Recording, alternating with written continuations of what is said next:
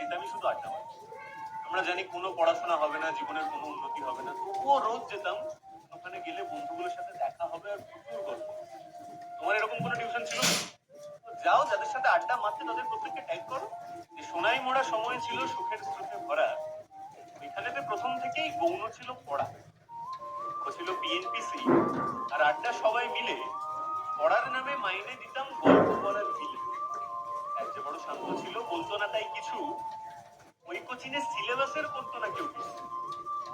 কথা বলার পরেও থাকতো হাজার পড়ে, ওই কোচিংয়ে হালকা হতাম গল্প করে করে।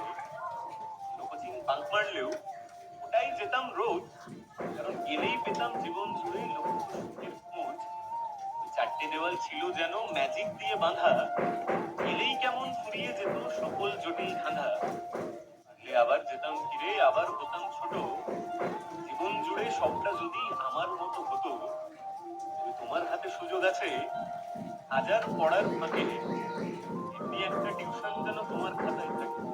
বিশ্বাস করো, এরকম একটা টিউশনের লাইফে খুব দরকার। এখানে আমরা যাই, শুধু মাস্তি করি, গল্প করি, আড্ডা মারি, আর হয়তো কিছুই লাভ হয় না। ওই একটা টিউশন জীবনে অনেক কাজ। তোমার এরকম একটা টিউশন আছে তো? যাও, দেরি করো না, তাদের সাথে